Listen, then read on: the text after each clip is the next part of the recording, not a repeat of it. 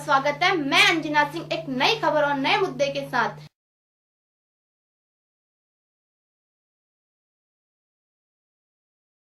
गणतंत्र दिवस लोकतंत्र का त्योहार है और ये यानी कि हम बड़े खुशकिस्मत हैं जो हमें ये त्योहार मनाने का अवसर मिला। तो मैं पूरे राष्ट्र को अपने दिल से संदेश देना चाहता हूँ कि सब इसको देश की गरिमा के साथ और उत्साह के साथ और लोकतंत्र की भावनाओं के साथ मनाएं और महसूस करें कि हम अच्छे भारत में रह रहे हैं। उन सैनिकों का सम्मान करें जो अब कार्य कर रहे हैं और जो कर चुके हैं, जिन्होंने शहादत दी है या जो सीमाओं पे और सीमा के अंदर और 24 घंटे देश के लिए अपनी जान हथेली पे रख के देश की सेवा करते हैं। हम उनको नमन करते हैं और इस दिन गणतंत्र दिवस के दिन विशेष तौर पर उनको हम बधाई देते हैं, उनका हार्दिक धन्यवाद भी करते हैं। हिंदुस्तान में कह रहे हैं कि लहर चल रही है जैसे ओमिक्रॉन की, निश्चित दूरी बना के रखें और मास्क लगाए और अपने आप को कोविड से बचाएं। तो मैं यही संदेश दूंगा कि अब हमें गणतंत्र दिवस ही मनाना है और अपने आप को सुरक्षित रखना है। 73वें गणतंत्र दिवस के अवसर पर देश के सभी जाने अनजाने शहीदों को गुरुग्राम के सिविल लाइन स्थित युद्ध स्मारक पर प्रदेश के परिवहन मंत्री मूलचंद शर्मा ने पुष्प चढ़ाकर श्रद्धांजलि अर्पित करने के बाद गुरुग्राम के सेक्टर 38 स्थित ताऊ देवीलाल स्टेडियम में जिला स्तरीय 73वें गणतंत्र दिवस समारोह में प्रदेश के परिवहन मंत्री मूलचंद शर्मा ने राष्ट्रीय ध्वज फहराया और भव्य परेड की सलामी ली। इस अवसर पर गणतंत्र दिवस के महत्व पर प्रकाश डालते हुए गणतंत्र दिवस का संदेश दिया।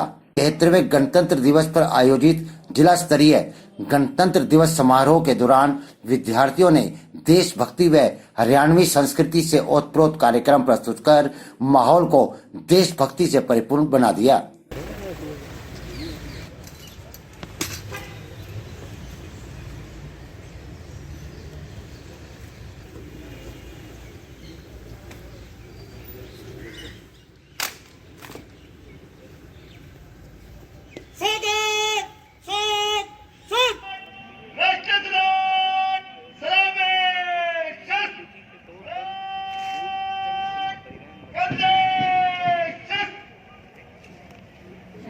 माननीय पुलिस आयुक्त श्री के राव जी की माननीय मुख्य अतिथि महोदय के समक्ष है।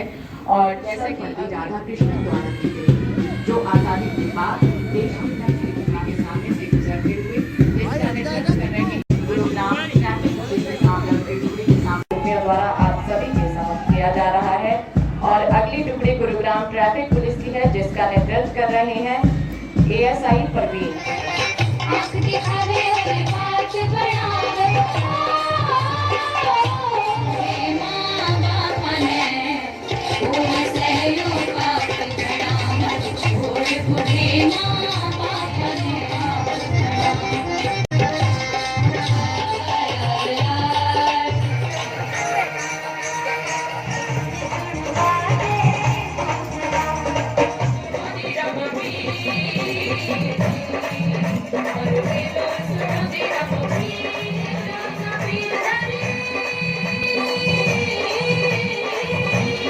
जम्मू एंड कश्मीर के अनुच्छेद 370 व धारा 35 को हटाने के लिए नागरिकता संशोधन कानून 3 तलाक प्रतिबंध लगाने के अयोध्या में भगवान श्री राम के भव्य मंदिर का निर्माण कार्य शुरू करवाने समेत अनेक ऐतिहासिक कदम उठाए हैं।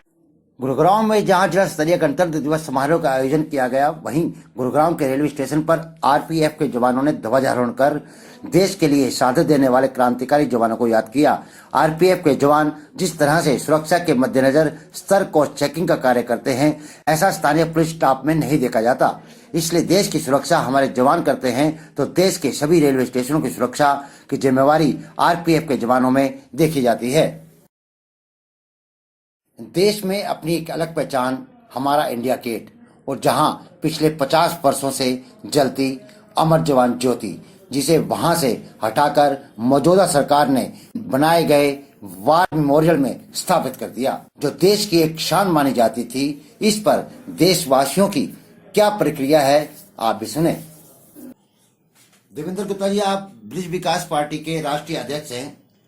जिस तरह से हमारे जवान शहीद होते हैं, शहादत को प्राप्त होते हैं, उनकी याद में 50 साल पहले इंडिया गेट पर, जो कि हमारे देश की शान है, वहां पर अमर ज्योति जलाई गई थी। लेकिन आज उसे वहां से चेंज करके दूसरी जगह वार मेमोरियल में रख दिया गया है। क्या कहते हैं आप? ये सरकार ने जो कदम उठाया है ये गलत है और हमारी भारतीय सेना के सम्मान के खिलाफ है। ऐसा नहीं होना चाहिए।